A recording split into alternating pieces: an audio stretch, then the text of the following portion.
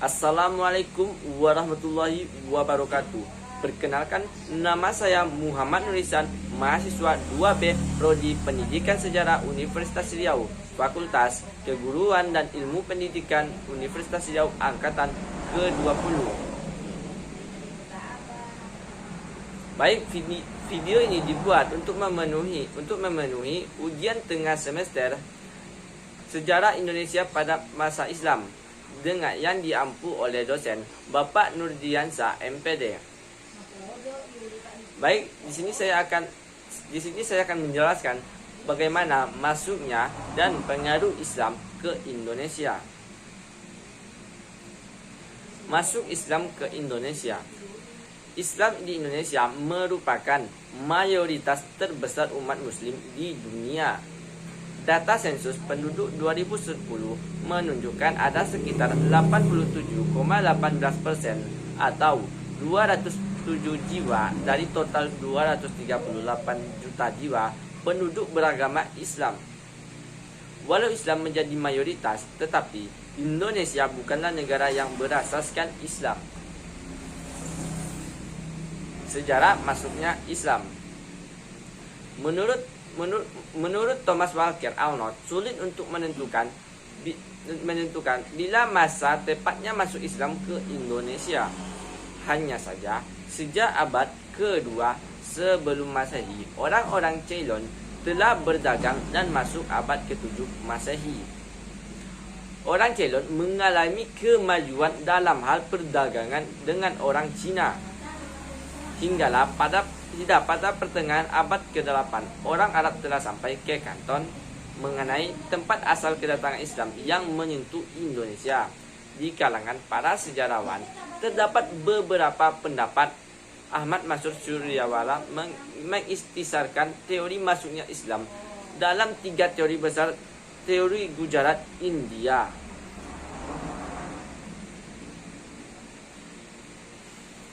Islam dipercayai datang dari wilayah Gujarat, India, melalui peran para pedagang India Muslim pada sekitar abad ke-13. Kedua, teori Mekah. Islam dipercaya tiba di Indonesia langsung dari Timur Tengah melalui jasa para pedagang Arab Muslim sekitar abad ke-7 Masehi. Ketiga, teori Persia. Islam tiba di Indonesia melalui peran para pedagang asal Persia yang dalam perjalanannya singgah ke Gujarat sebelum ke Nusantara sekitar abad ke-13 Masehi.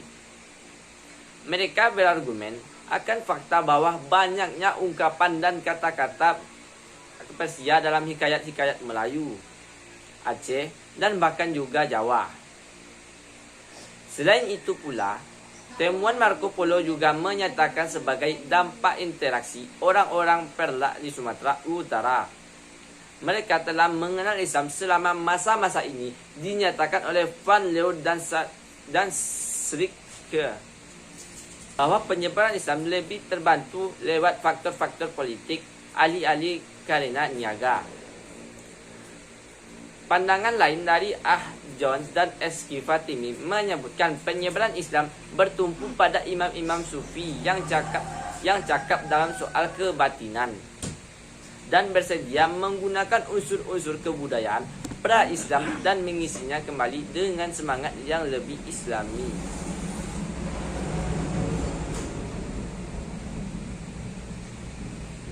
Teori masuknya Islam ke Indonesia. Poin pertama, teori Gujarat. Teori ini beranggapan bahwa agama dan kebudayaan Islam dibawa oleh para pedagang dari daerah Gujarat. Daerah Gujarat, India yang berdaya melewati Selat Melaka. Teori ini menjelaskan bahwa kedatangan Islam ke Nusantara sekitar abad ke-13 melalui kontak para pedagang dan kerajaan Samudra Pasai yang menguasai Selat Melaka pada saat itu. Teori ini juga memperkuat dengan penemuan makam Sultan Samudra Pasai Malik As-Saleh pada tahun 1297 yang bercorak Gujarat. Teori ini dikemukakan oleh S. Hurgronje dan J. Pitchnapel. Teori kedua yaitu teori Persia. Umar bin Husain dan Husain Dejadiningrat berpendapat bahwa Islam masuk ke Nusantara melalui para pedagang yang berasal dari Persia, bukan dari Gujarat. Persia adalah sebuah kerajaan yang saat ini kemungkinan besar berada di Iran. Teori ini tercetus karena pada awal masuknya Islam ke Nusantara di abad ke-13. Ajaran yang marak saat itu adalah ajaran Syiah yang berasal dari Persia. Selain itu, adanya beberapa kesamaan tradisi Indonesia dengan Persia dianggap sebagai salah satu penguat. Contohnya adalah peringatan 10 Muharram Persia yang serupa dengan upacara peringatan bernama Tabui atau Tabut di beberapa wilayah Sumatera, khususnya Sumatera Barat dan Jambi.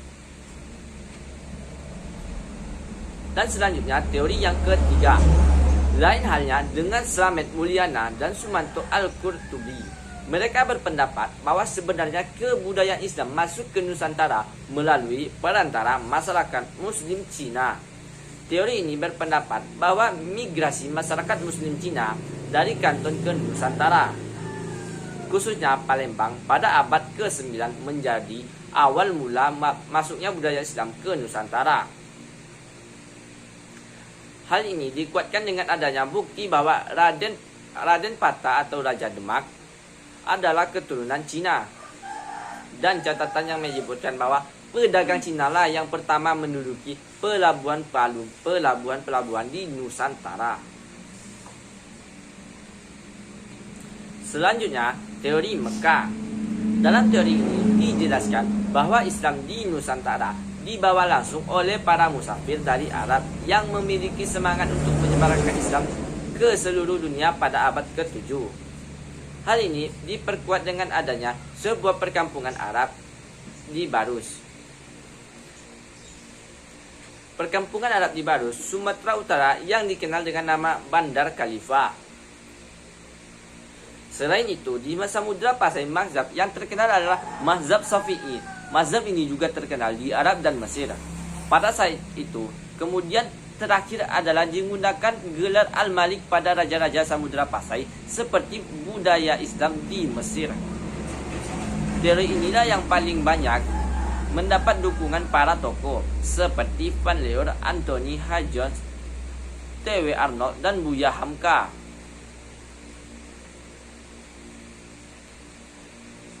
Poin selanjutnya, faktor-faktor yang mempermudah masuknya Islam ke Indonesia.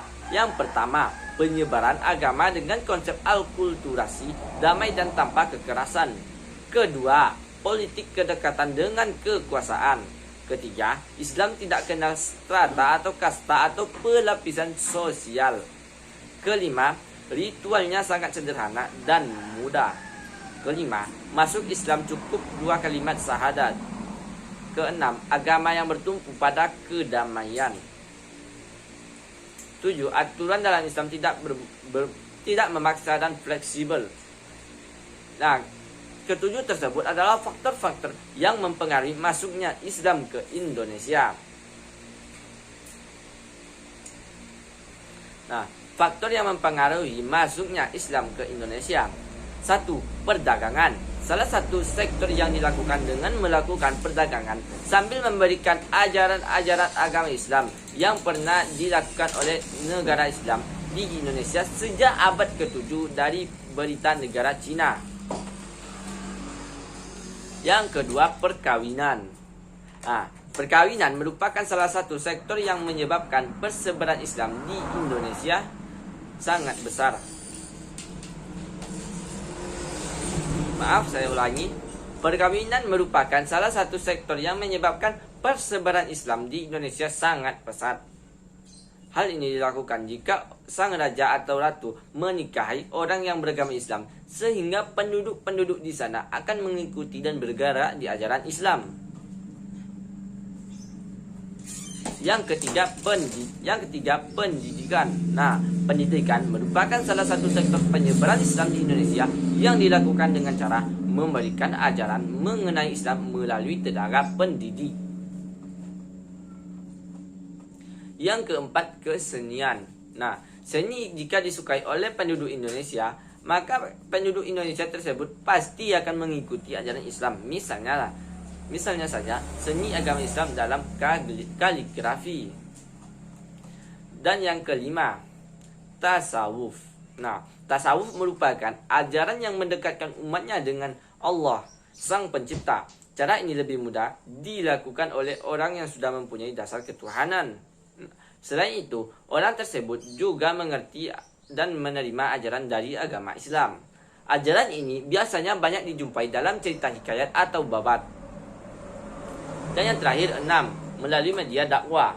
Nah, sebagai pendatang muslim di Indonesia memiliki tujuan niat untuk berdakwah. Hal inilah yang menjadi salah satu cara agama Islam masuk ke Indonesia. Selain dari pendatang, dakwah juga dilakukan oleh para santri dan keturunan dari para pedagang muslim.